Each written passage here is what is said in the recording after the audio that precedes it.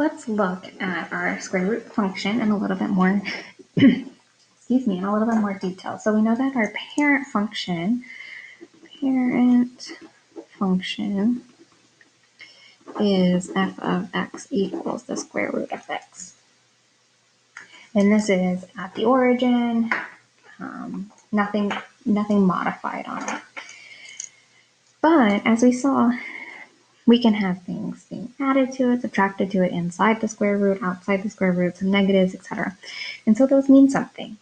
So we can really write this as f of x equals a, some number, x minus h, which is another number, plus k, which is another number. So a, h, k are all numbers. Okay? So if it's void of numbers here, then those numbers are either understood as 0 or 1. But let's look at what do these, if there's numbers here, what do they do to this parent function? It's going to move it in certain ways. It might flip it. It might stretch it, etc. So if we've got a negative a, so if we've got a negative 1 in front of here, a negative 10 in front of here, a negative 100, then that means that it's reflected across the x-axis.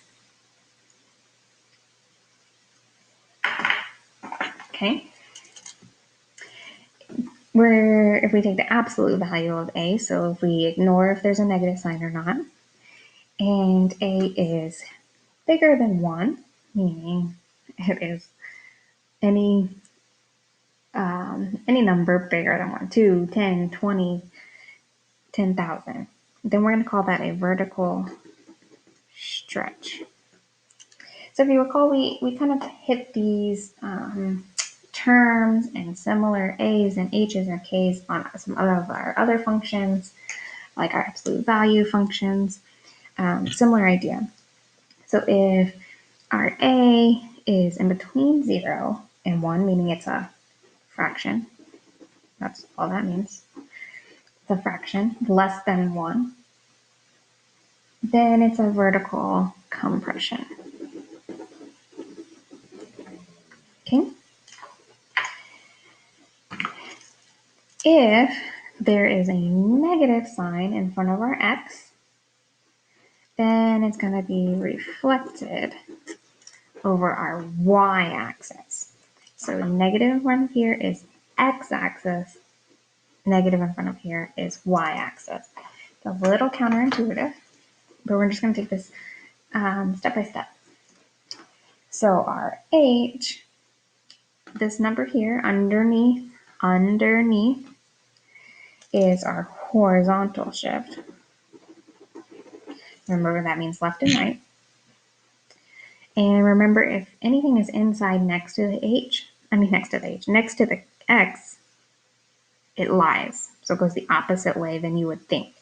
So if it's a positive number, then we're going to go left that way.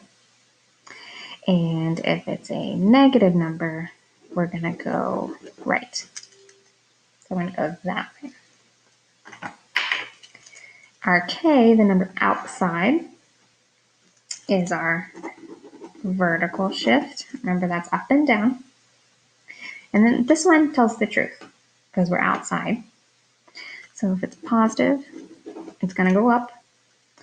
And if it's negative, it's going to go down.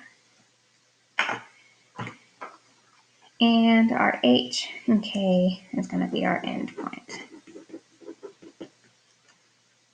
All right, so let's take all of this and we're going to look at some examples just based on their equations and see what they've done with this parent function. Has it moved to the left, to right, up, down, flipped, reflected, compressed, stretched, etc. And a lot of them are going to have multiple things happening at one time. So we have to take it every element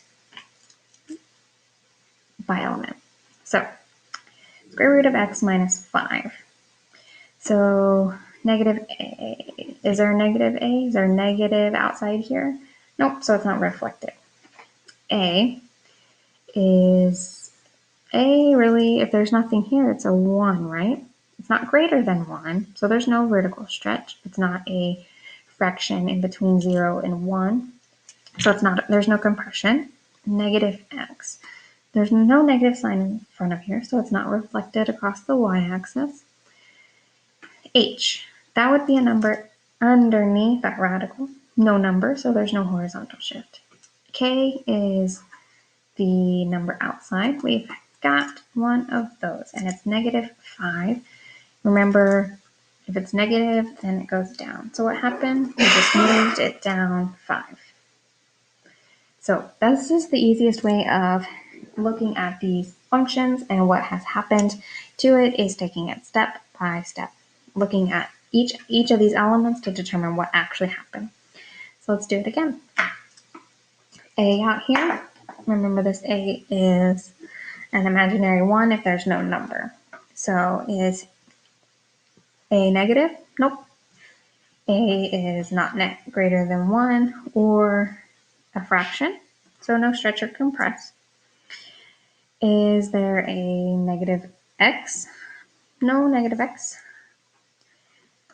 Is there an H? There is an H, and it's plus 6. Remember, our H's are inside the radical symbol.